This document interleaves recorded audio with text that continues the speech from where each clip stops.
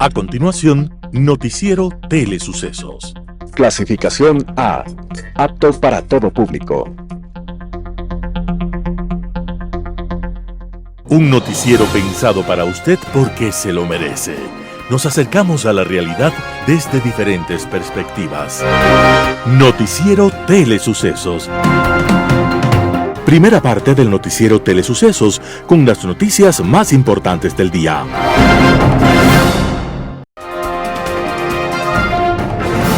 Un día como hoy.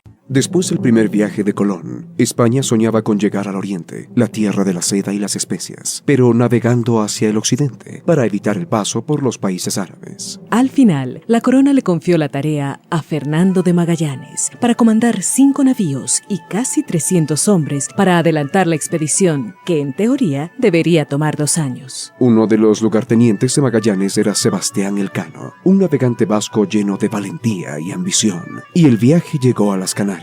Cruzó al Brasil y al Río de la Plata. Allí, tras un mes de ardua lucha, lograron su primer objetivo, cruzar el Atlántico. Después de indescriptibles aventuras, sublevaciones, disputas internas, recorrieron el lejano oriente y tuvieron contactos con los nativos de nuevas islas y territorios antes desconocidos. En algunas ocasiones, el contacto fue amistoso y en otras, violento. Muchos hombres murieron en la epopeya, entre ellos el mismo Magallanes. Al final quedó un solo navío de los 5 que salieron, y de los casi 300 hombres, apenas regresaron con vida 17 a Sanlúcar de Barrameda. Sebastián Elcano, el hombre que comandó con éxito aquella primera expedición alrededor de la Tierra, estaba llegando a tierra española 3 años después de haber partido, y fue un día como hoy, 6 de septiembre de 1522. Se comprobaba por fin, en la práctica, que la Tierra era redonda, y empezábamos a conocer mejor un mundo que hoy, 500 años después, seguimos sin comprender. Las principales noticias del día. Titulares. El Consejo de Administración Legislativa aceptó la solicitud de la fiscal Salazar para retomar su juicio político. Gobierno desiste de impulsar proyecto de reformas al IES. Se paraliza la refinería de Esmeraldas y su mantenimiento tomará 65 días. Los editoriales serán de Rafael Ollarte, voto voluntario. Roberto Aguilar, la narcopolítica tiene nombre.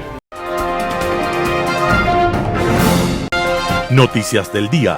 El Consejo de Administración Legislativa aceptó la solicitud de la fiscal Salazar para retomar su juicio político.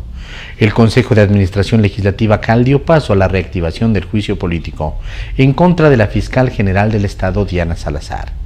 En la sesión desarrollada este 4 de septiembre, 5 legisladores del Partido Social Cristiano y ADN atendieron el pedido de la misma fiscal, quien luego de pasar el riesgo por su maternidad se puso a disposición de la Asamblea para enfrentar lo que calificó como un narcojuicio. Sin embargo, esa no fue la única decisión que adoptó el CAL. En la cita también aprobó la unificación de 2 pedidos de juicio político presentados por los asambleístas de la Revolución Ciudadana, Gisela Garzón y Héctor Valladares, al tratarse del mismo funcionario a ser interpelado. Según el asambleísta Jorge Acaitur, integrante del Partido Social Cristiano, al estar suspendido el juicio político en contra de la ministra del Interior, Mónica Palencia, por una decisión de un juez de la Unidad Judicial de Quitumbe, debería continuar el de Salazar, que estaba antes en el orden de prelación. El juez Edgar Romero dispuso que se reactiven los juicios políticos al exministro de Finanzas, Pablo Arosemena, el exsecretario de la Administración, Sebastián Corral, y la extitular de la Secretaría de Educación Superior, Andrea Montalvo. Todos son exfuncionarios del gobierno de Guillermo Lasso. Sobre esto, el legislador social cristiano dijo que hay que esperar el pronunciamiento de la Corte Constitucional ante el pedido del seguimiento a una sentencia del 2023. Aquella sentencia dice que la justicia ordinaria no puede interferir en las labores de fiscalización cuando se trata de juicios políticos. El gobierno desiste de impulsar proyecto de reformas al IES. Durante una rueda de prensa este 5 de septiembre de 2024, el presidente del Consejo Directivo del Instituto Ecuatoriano de Seguridad Social, Eduardo Peña, descartó que en lo que resta del actual periodo de gobierno hasta mayo de 2025 se presente una reforma al sistema de seguridad social. En varias ocasiones, Peña había asegurado que se enviaría incluso antes del final de 2024 un proyecto de reforma a la seguridad social para que se tramite en la Asamblea. En enero de 2024, Peña dijo que en 8 meses estaría la propuesta para que la tramiten los legisladores. Lo dicho significa que quien gane las elecciones presidenciales de febrero de 2025 tendrá que decidir si emprende o no las reformas estructurales para el sostenimiento del IES mediante un proyecto de ley. En la rueda de prensa del jueves, Eduardo Peña aseguró que no se piensa incrementar la edad de jubilación ni el aporte de los afiliados. Además, indicó que existen mesas de diálogo e igualmente informó que durante su gestión, entre enero y hasta el 3 de septiembre de este año, el IES ha pagado $334.7 millones a los prestadores externos de la seguridad social ecuatoriana. Además, anunció que hasta diciembre se proyectan pagar $328 millones adicionales. Por otro lado, el titular del IES dijo que la entidad dejará de externalizar las consultas odontológicas porque se han detectado anomalías con los rubros que facturan los prestadores.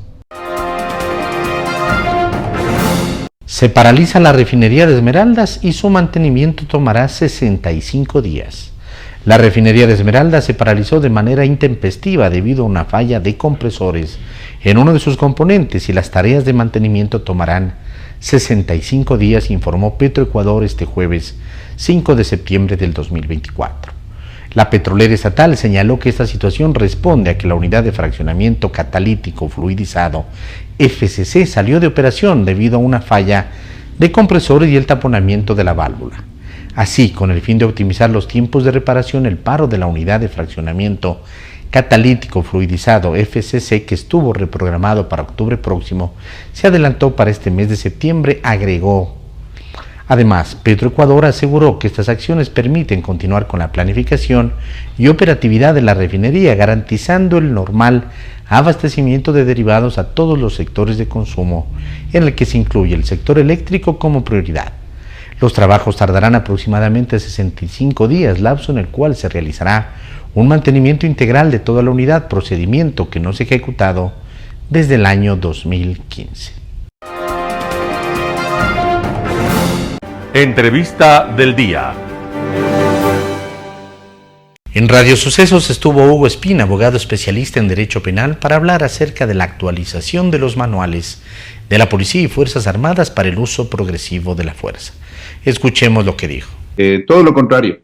Yo no creo que un manual, creo que hay una mala percepción de lo que es un manual. Un manual no es una línea de acción, sino es cómo se debería actuar sobre ciertos eventos, sobre ciertas circunstancias. Pero para esto hay que hacer una lógica de que es la ley la que determina las circunstancias en las que puede hacerse uso del arma en forma letal. Igualmente, los reglamentos, que son una forma de aplicación de la ley, determinan algunas de estas acciones y cómo estas acciones pueden ser imputables o inimputables. No nos olvidemos que un manual, primero, no modifica la ley. Es la parte más básica, solamente cómo explicarle a las personas, a los operativos, cuáles podrían ser los diferentes escenarios en territorio sobre los cuales deberían actuar. Esto no implica una autorización para hacer el uso del arma, esto no modifica en nada la ley, esto no tenía que haber sido siquiera por un decreto ejecutivo, pudo haber sido simplemente una disposición de los ministros de la respectiva rama, es decir, Defensa e Interior, a los respectivos comandantes solicitando que se haga un ajuste ante las nuevas realidades, tomando en cuenta la casuística y eventuales acciones por la recurrencia de eventos que se pueden dar en la práctica diaria. Sin embargo, de ello, claro, es bueno entender que un manual implica que los uniformados que están en territorios tienen que ser entrenados, tiene que haber un proceso de capacitación, tenemos que volver a hacer que esto sea una socialización para que se entiendan las diferentes alternativas, circunstancias y eventos que pueden darse, tomando en cuenta que cada vez que un uniformado haga uso del arma de fuego, tiene que ser procesado judicialmente. Cada vez que una persona resulte herida o muerta con un arma de fuego, indistintamente si es servidor del orden o es una persona natural, tiene que ser procesado judicialmente. La diferencia y lo que se ha venido exigiendo durante mucho tiempo es que se cumpla con la Constitución y que tenga policía y fuerzas armadas, como en antaño tenían, jueces especializados que puedan comprender de mejor manera cuáles son las circunstancias, y este tipo de manuales lo que ayudan un poco es determinar las circunstancias, es decir, si es que el uniformado actuó o no de acuerdo al entrenamiento, capacitación con los medios entregados por el propio Estado. Es decir, en fondo no hay un cambio de absolutamente nada. No hay un cambio de nada. Ahora, ¿qué es esto de la estructura que pasa de una estructura piramidal del manual a un tema circular, como me explicaba el comandante general de la policía, Víctor Zárate? ¿Esto cambia en algo en la práctica? No, de hecho lo que teníamos antes era el uso progresivo de la fuerza y hoy tenemos la ley de uso legítimo de la fuerza.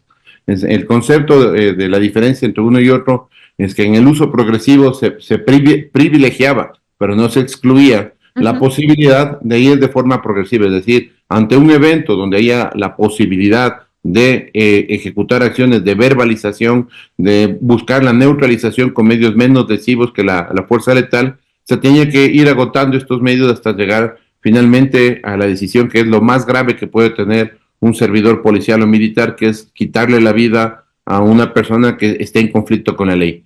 Lo que tenemos el día de hoy, el uso legítimo de la fuerza, lo que nos dice es que ante una amenaza letal puede haber una respuesta inmediata, es decir, si los uniformados son recibidos con disparos de arma de fuego, los uniformados podrán hacer uso de sus armas y neutralizar no al delincuente, sino a la amenaza.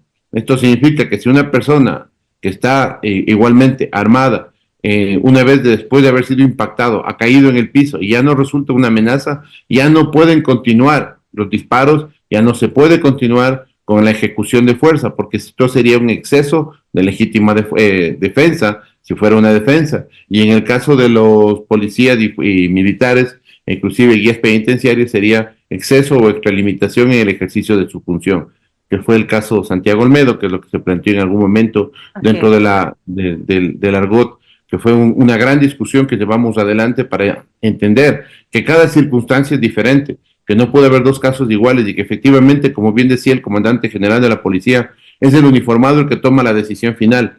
Pero hay que tener claro una situación. Un presidente de la República no puede dar una orden de salgamos a matar o salgamos a confrontar ahora sí con toda la violencia a los que están armados, porque lamentablemente esto es una orden ejecutiva, pero quien ejecuta la orden es el que termina procesado. Mónica Jaramillo, presidenta del Observatorio de Control Ciudadano, habla sobre la destitución de los consejeros de la Liga Azul. Veamos la nota.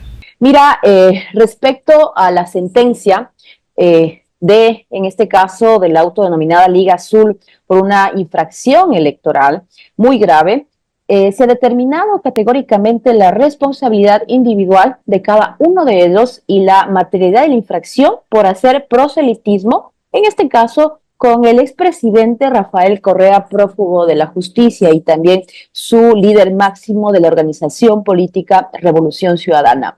En esta sentencia, el juzgador, el doctor Fernando Muñoz, recoge todas las pruebas que nosotros hemos presentado. Específicamente son 13 pruebas que nosotros presentamos, 13 pruebas que se practicó y se reprodujo en audiencia un video fundamental en los cuales, como tú bien lo mencionabas al inicio, fue ese conversatorio que realizaron que duró más o menos entre 2 horas, en los cuales existía ese tema de identificar primero a los candidatos de la Liga Azul, individualizar en qué casillas se encontraban, etcétera, los colores y consecuentemente pues el apoyo que realizaba el expresidente Rafael Correa. Entonces, esa es una prueba fundamental y que analiza el señor juez,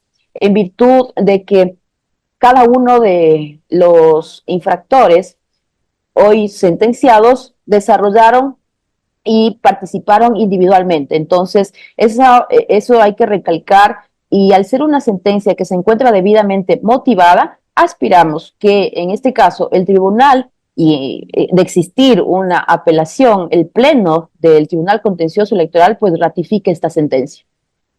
Claro, entiendo que esta resolución puede ser apelada hasta 3 días después de que se notifica y esta segunda instancia debe ser resuelta en 10 días máximo contados desde la admisión y una vez que ya quede en firme, pues los implicados deberán abandonar sus cargos. ¿Usted cree que quedará en firme esta sentencia dadas las pruebas y dado todo lo que se ha presentado? Efectivamente, yo considero que los jueces del Pleno del Tribunal Contencioso Electoral pues deberán analizar esta sentencia. Nosotros vamos a presentar, sí, un recurso de aclaración y ampliación respecto a unos temas que debían haberse considerado en la sentencia y posterior, en base a eso, analizar una eventual apelación. Sin embargo, pese a eso, nosotros consideramos que al tener una sentencia que se encuentra debidamente motivada, debidamente fundamentada, pues los jueces del Pleno del Tribunal Contencioso Electoral deberán resolver en derecho, primero, y segundo, deberán pues analizar todos los elementos probados en audiencia todo lo que se demostró, y también los argumentos que se desvanecen por parte de los infractores hoy sentenciados, pues son argumentos que no tienen la lógica para desvanecer, en este caso, su conducta hoy sentenciada. Importante hablar sobre esto. 7:54, conversamos con Mónica Jaramillo, presidenta del Observatorio de Control Ciudadano. Hablamos de esta destitución de los consejeros de la Liga Azul y a propósito de ellos, Mónica, ¿cuál es su criterio o cómo ve esta situación que ayer los consejeros destituidos por el Tribunal Contencioso Electoral, si bien esto, pues como mencionamos, puede ser apelado, no está en firme todavía, pero Augusto Verduga y Yadira Saltos participaron, votaron y hasta propusieron cambios en orden del día en una sesión de este organismo el día de ayer, pese a esta sentencia que dispone su destitución? ¿Usted cree que hicieron bien en acudir? ¿Podrían todavía estar acudiendo a las sesiones del Consejo de Participación o deberían abstenerse y esperar a lo que decida el Tribunal Contencioso Electoral? Bueno, de los políticos impresentables no podemos pedir este tipo de acciones que son éticas y también se deberían cumplirse, ¿no? Entonces, prácticamente de estos políticos, como los consejeros principales, Augusto Verduga y Yadira Saltos, sí es importante indicar a la ciudadanía que es preocupante. Tenemos ya una sentencia, ya donde se evidencia y se justifica la relación que han tenido y tienen los consejeros Yadira Saltos, Augusto Verduga y consejeros suplentes Biel Capárraga y Franco Loor con una organización política, ¿ya? Y que, si bien es cierto, legalmente llegaron con los votos, etcétera, a ese puesto, pero están ilegítimamente en ese puesto. Cuando digo ilegítimamente, porque es evidente las relaciones que han tenido, es evidente también que sonaba recientemente el nombre del señor Augusto Verduga como candidato presidencial. Entonces hay que tener primero congruencia, hay que tener lógica cuando se está postulando a este tipo de dignidad del Consejo de Participación Ciudadana y Control Social. Alejandro Muñoz, secretario general de la Asamblea Nacional, habló acerca del orden de trámite de los juicios políticos archivados. Escuchemos lo que dijo. Esta denuncia que me ha puesto el asambleísta jurado realmente no tiene ningún sentido jurídico. Él señala que yo me he arrogado funciones o yo he simulado funciones. Jurídicamente, la simulación de funciones ocurriría si es que yo hubiera comparecido en alguna instancia indicando que soy presidente de la asamblea o que soy asambleísta, es decir, simulando una función que no tengo. Finalmente lo que yo he hecho, y así ha sido ratificado por el Pleno el día martes, ha sido únicamente ejercer una delegación que me ha hecho tanto el presidente de la Asamblea y la mayoría de bancadas del Pleno de la Asamblea Nacional, que ratificó esta delegación con 87 votos, mucho más que la mayoría absoluta. Faltaron 5 votos para tener mayoría calificada, 92 votos. Entonces, obviamente esta delegación nace de las competencias que establece la Ley Orgánica de la Función Legislativa, como lo es el artículo 20, numeral 21, de la Ley Orgánica, que establece que el secretario general cumplirá las disposiciones que emanen tanto del presidente como del Pleno de la Asamblea Nacional. Ahora bien, siga. Sí, no, entonces nada más definitivamente, no le voy a mentir, creo que es una denuncia que no tiene ningún asidero jurídico, por el contrario, me parece que es una evidente persecución política, un intento de intimidación que no le voy a mentir, Milton, no me quita ni un segundo de sueño, ni me intimida. Ya he comparecido digamos, a rendir casillero judicial con el abogado doctor Felipe Rodríguez Moreno, y pues nos defenderemos de esta denuncia. En el caso de la ministra Mónica Palencia, ella no me denuncia directamente a mí, sino denuncia y no señala a nadie, dice no denuncio a nadie, pero el secretario es el que habría desacatado, es una denuncia por desacato, que a mí tampoco me compete bajo ningún concepto, porque yo no soy el llamado, digamos, a cumplir esa sentencia, entonces definitivamente pues no tiene tampoco ningún asidero jurídico. Ahora, usted se ha convertido en un actor en los últimos meses, con temas que empezaron, por ejemplo, con la aprobación de esta reforma o esta enmienda a la Constitución para que ya no se ratifique una ley con 90, sino con 70 votos. Luego vino un impasse con el viceministro de Gobierno, usted recuerda, con Esteban Torres, por el tema de la posesión de un funcionario, ¿verdad? Del presidente del Consejo de la Judicatura, específicamente. Y ahora esto, lo que creen algunos sectores, sobre todo el oficialismo, es que usted está tomando un papel que no le corresponde. Bueno, querido Milton, como le digo, realmente yo nunca he actuado en forma personal, siempre lo he hecho, como le digo, por delegación del presidente, por delegación de la mayoría de bancadas del Pleno de la Asamblea Nacional, y únicamente ejerciendo mi función. Por ejemplo, en el caso de la reforma constitucional, pues realmente yo lo único que hice, me vine a consultar los medios de cómo había sido el procedimiento de aprobación y qué es lo que correspondía, y evidentemente pues yo como secretario general tuve la autorización y la disposición de comunicar estas nuevas reformas. Yo más bien creo, Milton, que esto es por, sobre todo también, las disputas jurídicas que han ocurrido alrededor de ciertas objeciones, de ciertas leyes que se han presentado en forma errónea por parte del Ejecutivo. Por ejemplo, en la reforma a la ley del IES y el BIES, que se presentó una objeción, la Asamblea conoció, notificó al presidente y se presentó una nueva objeción, lo cual era absolutamente absurdo, absolutamente fuera del orden constitucional. Y evidentemente lo que correspondía, en ese caso yo como secretario, que yo tenía dos opciones, o poner en conocimiento de los asambleístas o devolver el oficio. Obviamente, pues lo que constitucionalmente correspondiera, la devolución del oficio. Luego el presidente presentó a la Corte Constitucional nuevamente y la Corte le negó, le dijo, no, tú estás equivocado. De igual forma, ocurrió con el veto, la objeción a la ley de lavado de activos, que se presentó un día tarde. Y obviamente yo también como secretario tenía dos opciones, ponerla a trámite o rechazarla por haber sido presentada tardíamente y promulgar la ley y enviarla para su publicación en el registro oficial, lo que correspondía constitucionalmente, y también presentaron ante la Corte y la Corte le volvió a dar la razón a la Asamblea y le dijo, usted presentó su objeción tardíamente. Entonces, tal vez a raíz de estas disputas jurídicas en las cuales lo único que ha hecho la Asamblea es cumplir con la ley, cumplir con la Constitución. Tenemos el día de hoy, es un gusto tener en nuestros estudios a Laura López. Ella es gerente general de Procomer. Procomer es la promotora de comercio exterior de Costa Rica y nos va a contar porque van a llevar a cabo un encuentro empresarial aquí en Ecuador. Todo esto también a raíz del acuerdo de asociación comercial que se ha dado entre Ecuador y Costa Rica. Laura, bienvenida, ¿cómo está? ¿Qué tal si iniciamos por ahí?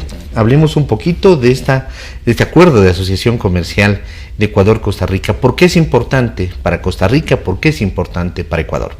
Claro, bueno, muchas gracias por el espacio.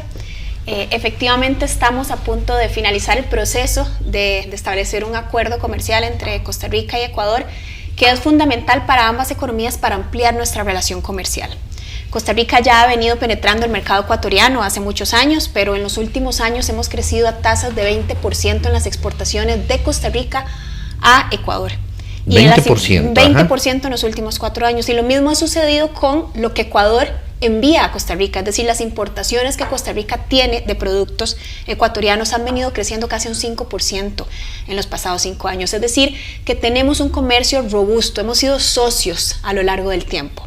Claro, y esto antes de que suceda el acuerdo comercial, así es, como que no era visibilizado, ¿no? Y claro, decíamos con Costa Rica, ay, tenemos relaciones comerciales, de Costa Rica vienen medicamentos, de aquí van mariscos, por ejemplo, pero no lo veíamos, o sea, siempre como que en nuestro país siempre vemos como Estados Unidos, como la Unión Europea y como China, y pare de contar, pero existe un comercio importante, como usted lo acaba de decir. Existe un comercio importante, pero con muchas oportunidades de robustecerlo, de ampliarlo, y por eso este tratado es una gran oportunidad para ambos países. Usted mencionaba productos que son fundamentales, tanto de lo que Costa Rica trae, ¿verdad? y exporta a Ecuador, como lo que Ecuador aporta al mercado costarricense. Entonces tenemos además complementariedades que hay que aprovechar, complementariedades como por ejemplo la industria, ¿verdad?, de maricultura, acuicultura que ustedes tienen, que es altísimamente reconocida a nivel internacional y que llega al mercado costarricense y que con el tratado va a llegar en mejores condiciones de la actual. ¿Mejores porque se eliminan una serie de trabas, de aranceles? Se reducen aranceles, efectivamente. Lo mismo pasa para producto costarricense que va a llegar al mercado ecuatoriano con reducción de trabas, pero además el tratado va un paso más allá, y quisiera mencionar esto porque es muy innovadora a nivel de tratados comerciales y es la primera vez que Costa Rica negocia un tratado de estas características. La primera vez con Ecuador, que negociamos un tratado que trae temas puntuales en sostenibilidad y prácticas sostenibles, en incorporación de género, es decir, más mujeres que lideran empresas exportadoras de ambos países que se incorporan a las cadenas de valor, y también cooperación para micro, pequeñas y medianas empresas. Entonces, es un tratado que no solo impulsa el comercio, sino que lo hace de una manera muy inclusiva y muy sostenible. Y eso es, como le digo, estamos siendo pioneros en la negociación de tratados de este tipo. ¿Ya entró en vigencia este tratado? Este tratado, justamente mañana, este encuentro empresarial que usted mencionaba, es, diríamos nosotros coloquialmente, el banderazo de salida. Correcto. A partir de mañana el tratado está a disposición y podemos entonces comerciar bajo estas nuevas reglas del juego. Y al ser el banderazo inicial, ustedes lo que han previsto es este encuentro empresarial que marca a sí mismo, como decía el boletín, el inicio de la nueva alianza comercial entre Ecuador y Costa Rica. ¿De qué se trata este encuentro empresarial? ¿Dónde se va a realizar? ¿Quiénes van a estar presentes? Bueno, vamos a estar mañana efectivamente en un encuentro de casi 200 empresarios, entre empresarios costarricenses y empresarios ecuatorianos de diversos sectores, lo cual es muy relevante porque queremos impulsar tanto la industria como el sector agroindustrial, como otros mercados como el de medicamentos, por ejemplo, en el que ya tenemos alguna relación y que queremos fortalecer. Entonces, en este espacio vamos a mostrarle a todos estos empresarios de ambas naciones no solo las oportunidades para exportar a Costa Rica y lo que el mercado costarricense ofrece, sino también las características de nuestro mercado en temas de inversión. ¿Y por qué esto? Porque con el reacomodo de las cadenas globales de valor, con la tendencia al nearshoring, hay una sinergia muy relevante entre nuestros países en Latinoamérica. Cómo utilizamos, ¿verdad?, nuestras plataformas comerciales para que atraigamos más de inversión que llega a nuestro continente con mira sobre todo al mercado estadounidense. Entonces, estas alianzas para aprovechar estas tendencias de nearshoring también es algo que vamos a ver mañana en este encuentro empresarial que, como le digo, estaremos llevando a las 10 de la mañana del día de mañana y que esperamos contar con la presencia de más de 200 empresarios. 200 empresarios, y cuando decimos mañana estamos hablando del viernes 6 de septiembre, y lo quiero simplemente acotar porque puede ser algunos que como queda esto colgado en la web lo estén viendo el mismo viernes 6 de septiembre, pero hay que entenderlo. Viernes 6 de septiembre desde las 10 de la mañana en el Swiss Hotel. Así es. Están invitados los empresarios, seguramente ya están registrados los que van a participar, pero puede asistir el público en general o gente que esté interesada. ¿Cómo se va a dar esto? Efectivamente ya tenemos una lista de participantes, pero siempre abiertos a empresas que quieran entender las opciones y los beneficios que brinda este tratado, abiertos a que participen.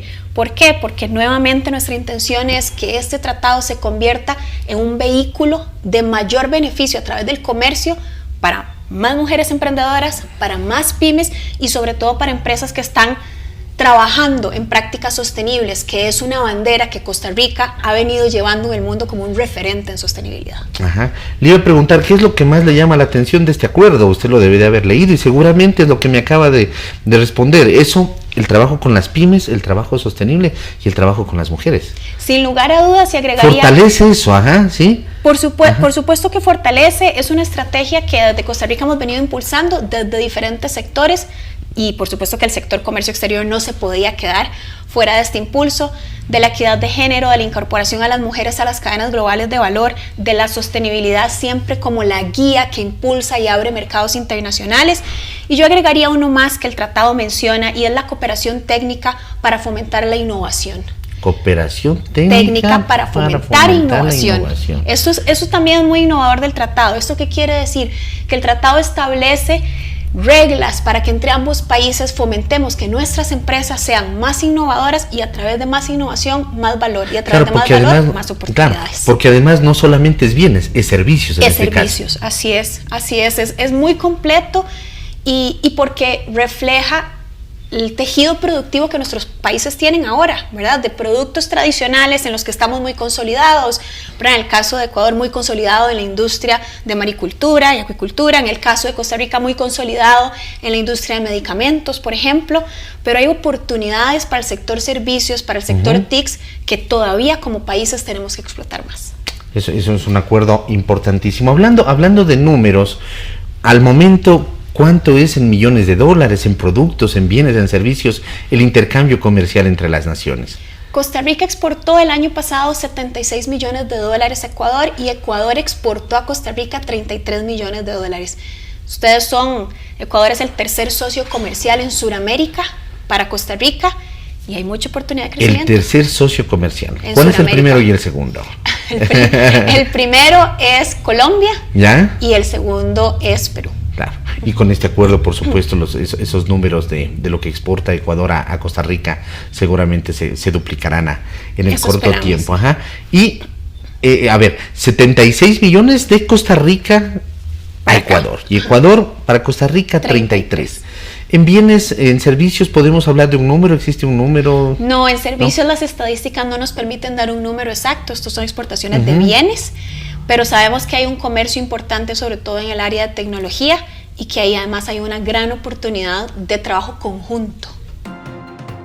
Un panorama de noticias para su estatura intelectual.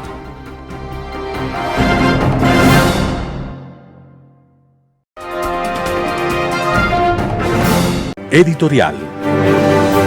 Voto voluntario, artículo de Rafael Ollarte publicado en Diario El Expreso.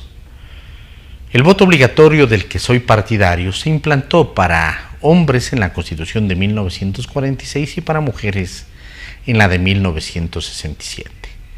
El voto voluntario ha quedado para analfabetos desde la Carta de 1978 y 79 y para los ciudadanos de entre 16 y 18 años de edad en la del 2008. Hoy no se discute la igualdad del voto, por el que la decisión de todo ciudadano tiene el mismo valor.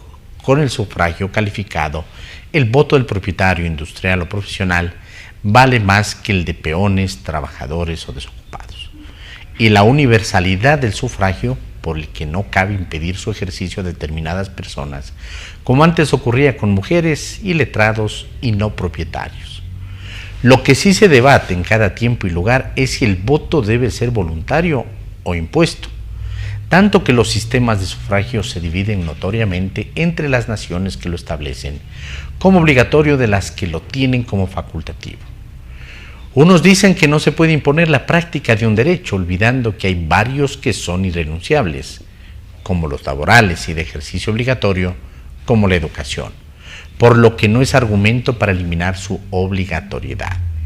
Los partidarios del sufragio obligatorio sostienen que una democracia no se construye con la abstención, sino con la participación, aunque ésta será siempre mejor si es reflexiva y no impuesta.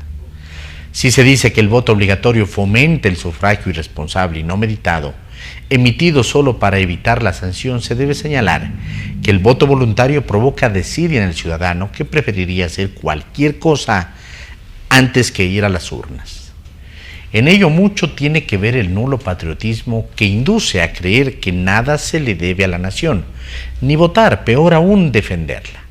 Unos dirán que con el voto voluntario los políticos se verían constreñidos a impulsar la intervención del elector, pues un alto ausentismo afecta la legitimidad de la elección, ya que con el voto obligatorio tienen una clientela cautiva que tiene que votar o soportar la multa.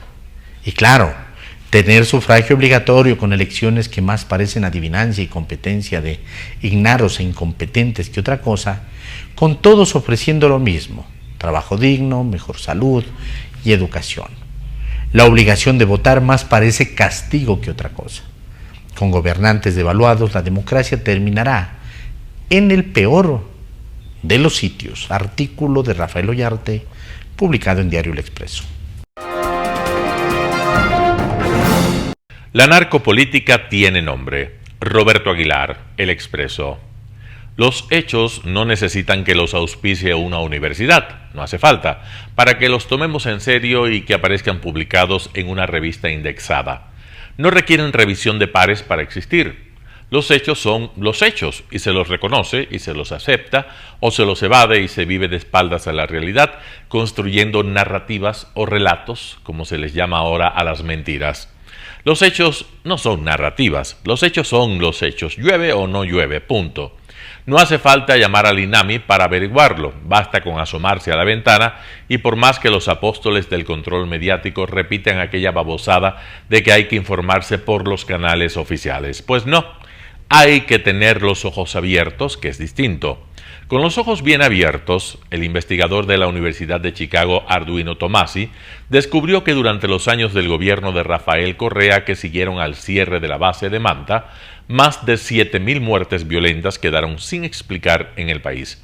Una cifra que desafía todas las tendencias previas y que no tiene explicación estadística alguna.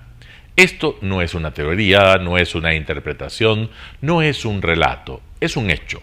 Ocurrió. No hay cómo negarlo.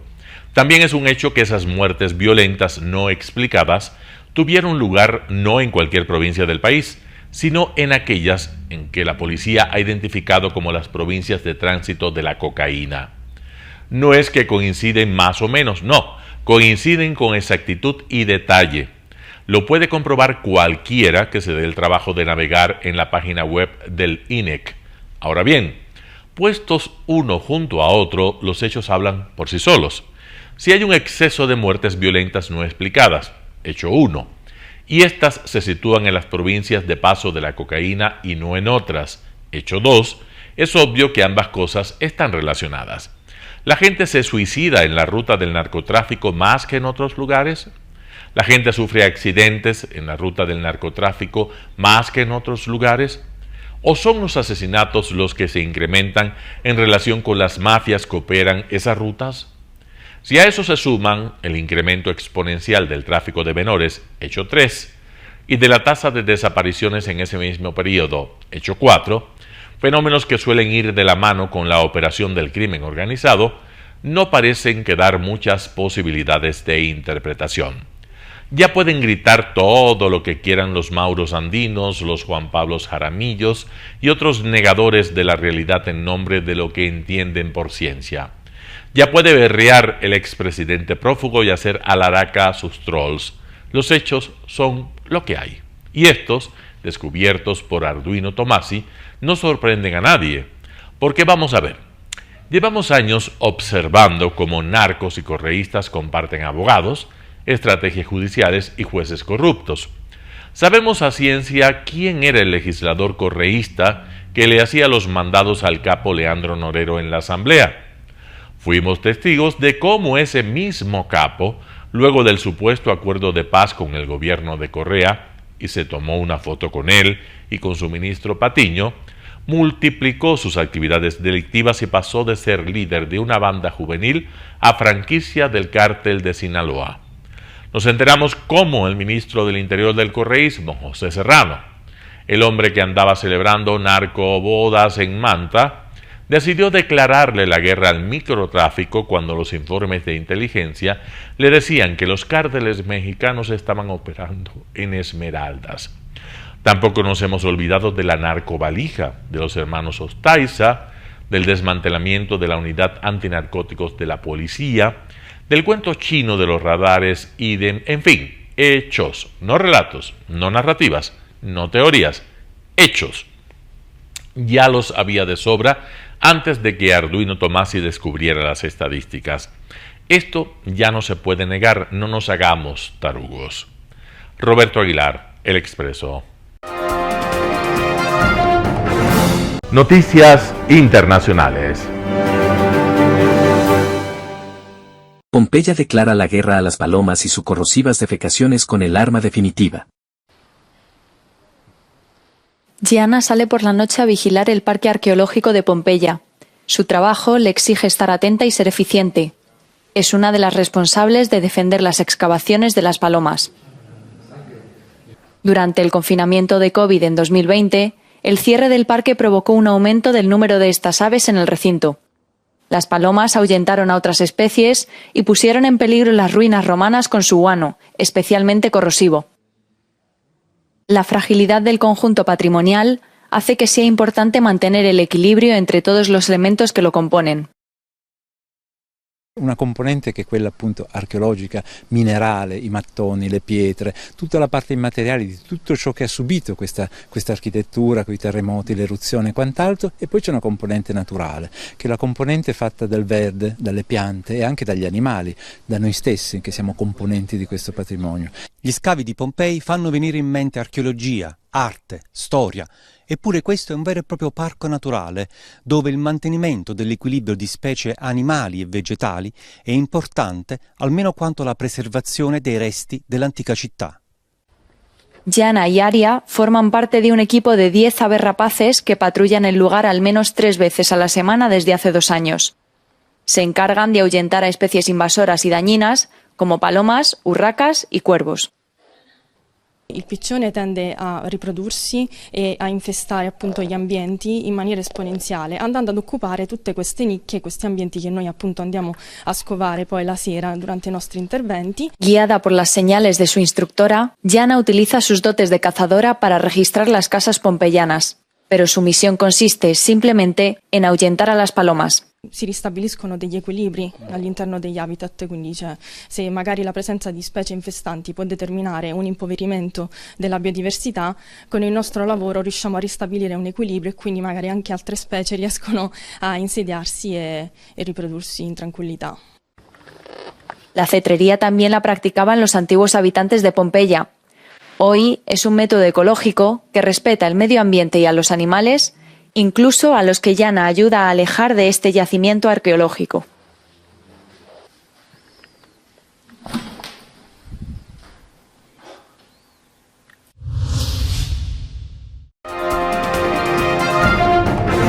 La declaración Istiklal firmada en Yakarta, un nuevo hito en el diálogo interreligioso. El Papa Francisco y el gran imán de la mezquita Istiklal de Yakarta se abrazaron al reunirse el jueves para hablar sobre la armonía interreligiosa. Representantes de 6 religiones diferentes estuvieron presentes en el lugar, la mezquita más grande del sudeste asiático. El gran imán Nasaruddin Umar y el Papa se situaron a la entrada del túnel de la amistad, que conecta la mezquita con la catedral vecina. Ante los numerosos desafíos de hoy, respondemos con el signo de la fraternidad, dijo el Papa Francisco en un saludo inicial.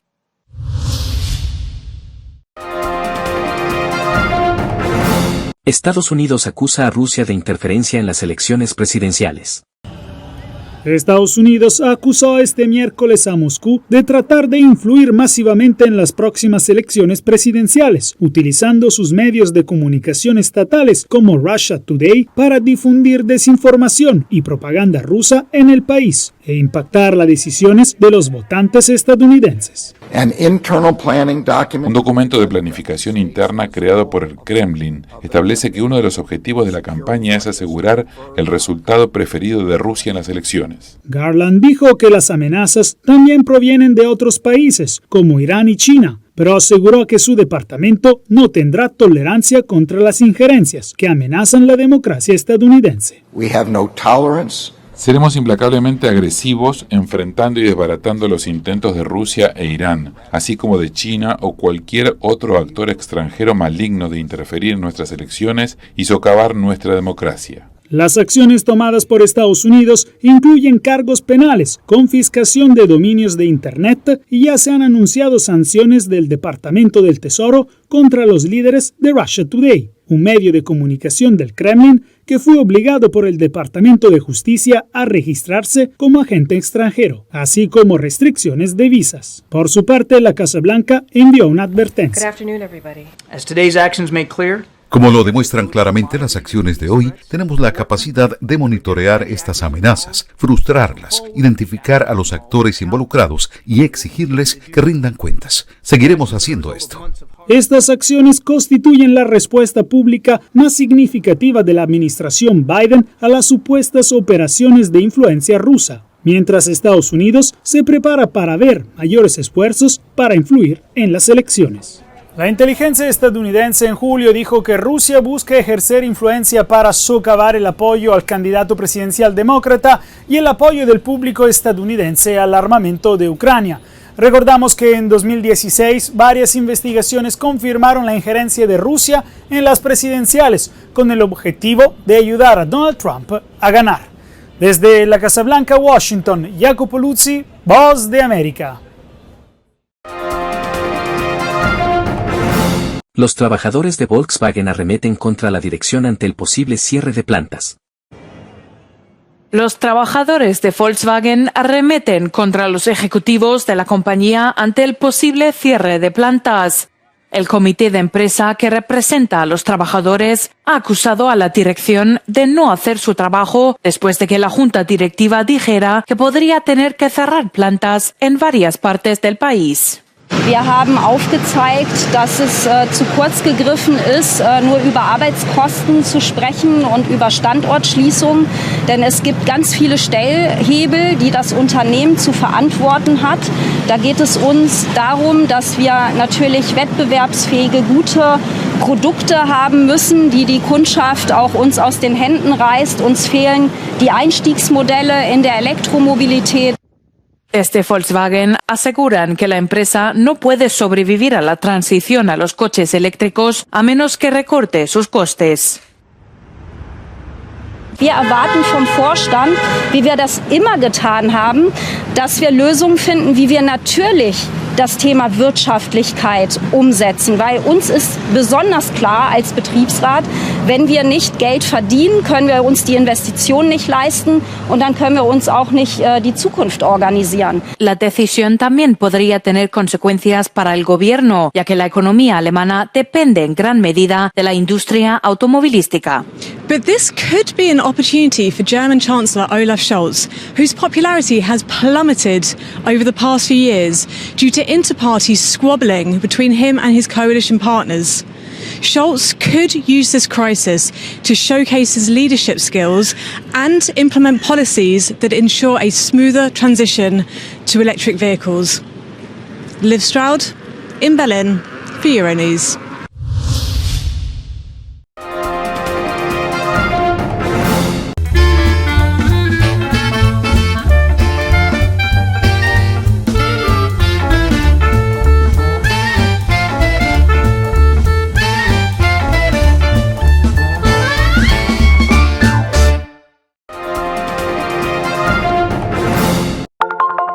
Telesucesos, Canal 29 UHF de la ciudad de Quito.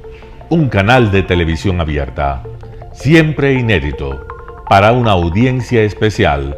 Somos cultura, educación, salud, opinión calificada, normas de vida.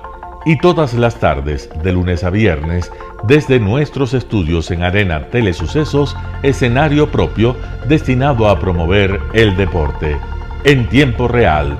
Usted y su familia, en su televisor, desde la comodidad de su hogar, disfrutarán de los partidos, eventos, campeonatos que realizamos diariamente de ecuavóley, básquet, box, lucha libre, cachascán, gimnasia, artes marciales tenis de mesa, fútbol sala, transmisiones en vivo de los principales partidos de fútbol barrial y colegial.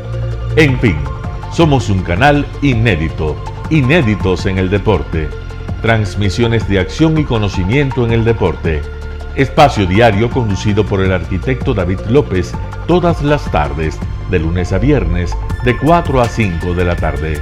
Siempre inéditos y distintos, siempre jóvenes. Personajes jóvenes de generaciones nuevas.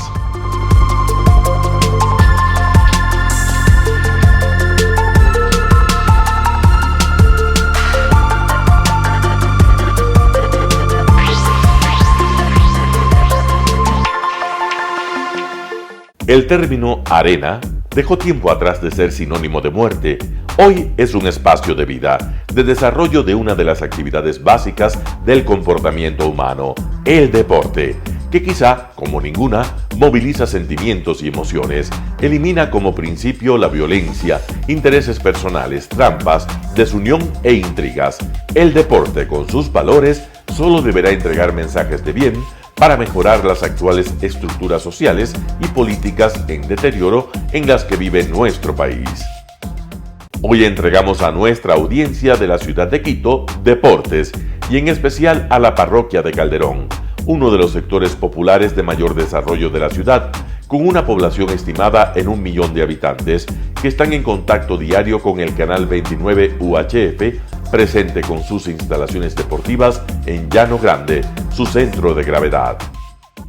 Telesucesos, desde nuestro estudio principal y en el de Arena Telesucesos, es el único medio de televisión que transmite de lunes a viernes 4 horas diarias de diversos eventos y novedades deportivas: el ecuavóley, básquet, tenis de mesa, halterofilia, taekwondo, esgrima, box, cachascán, gimnasia olímpica. Pueden ser observados en Canal 29 UHF y en todas las redes sociales en su televisión, sin ningún costo, desde la comodidad de su hogar, en nuestro canal y en las redes sociales. Arena Telesucesos es el escenario en donde el deporte tiene vida. Nuestros invitados y jugadores están en la cancha junto a usted y como nunca antes en la pantalla de su televisor, acercándole a un espectáculo inolvidable de luz, color y fiesta. Por fin usted encuentra el deporte que practica y que nunca es transmitido ni considerado por otros medios de comunicación con la importancia que nosotros le damos. El ecuavóley es el gran protagonista en una cancha con todos los estándares y comodidad para su práctica. Es el único deporte ecuatoriano con partida de nacimiento ecuatoriana. Somos inéditos, nos acercamos al deporte popular de nuestra gente que comparte nuestros esfuerzos. En Arena Telesucesos, aparte del atractivo de los eventos deportivos que transmitimos con nuestra señal a los televisores de su hogar, también entregamos muchos de los valores que encierra el deporte y en especial privilegiamos nuestra identidad nacional en el ecuavóley, jerarquizando su presencia como el deporte con partida de nacimiento en nuestro país. Telesucesos no solo entrega en su programación de deportes un espectáculo, sino que impulsa, privilegia y exige a quienes participan que sean parte de los valores y méritos que el deporte encierra: esfuerzo, superación, perseverancia, respeto, solidaridad, compañerismo, disciplina, puntualidad, sana competencia, honradez en la cancha y fuera de ella. La práctica deportiva siempre generará beneficios positivos para su cuerpo y entregará salud estable, pero refuerza además la identidad personal y premia siempre el éxito conseguido. Estamos entregando a nuestra ciudad con Arena Telesucesos un esfuerzo más de un medio que es fiel a su identidad y que a través de sus contenidos de salud, cultura, opinión calificada y ahora deportes, pretende difundir lo que, aparte del entretenimiento, requiere nuestra gente. Lo hasta ahora realizado está hecho con mucho esfuerzo, pasión y el entusiasmo de nuestra parte, de nuestros empleados, trabajadores y pequeños empresarios que creen en nuestras motivaciones. Hemos dado los primeros pasos para este proyecto que seguiremos haciéndolo gracias a ustedes. ¿Cómo llegar? Nuestras instalaciones se encuentran en el norte de la ciudad, en un sector de gran crecimiento y desarrollo urbano al que se accede a través de la vía E35, más conocida como la Avenida Panamericana Norte. Desde el centro comercial El Portal, a 2 kilómetros a la derecha, se encuentra la calle García Moreno, antiguo camino a Llano Grande, una arteria en la que se desarrollan dinámicos comercios. Junto al centro comercial Ciudad Alegría, a 100 metros, hemos llegado a nuestras instalaciones, Arena Telesucesos, la cancha del Ecuavoley. Telesucesos, siempre inédito, nuestro canal online a la vanguardia tecnológica, 24 horas de programación continua a través de Internet. Telesucesos Internacional. En el Ecuador y en el mundo, Telesucesos Internacional. ¿Cómo nos sintoniza? Ingresando a www.telesucesos.net. Telesucesos Internacional. Telesucesos, el canal de televisión siempre inédito. El noticiero Telesucesos es retransmitido de lunes a viernes a las 7 horas por Radio Planeta Sur 106.1 FM de la ciudad de Loja. Noticiero Telesucesos. Las opiniones vertidas en este espacio por la producción y dirección del programa son de exclusiva responsabilidad de sus autores y de quienes intervienen en ellos.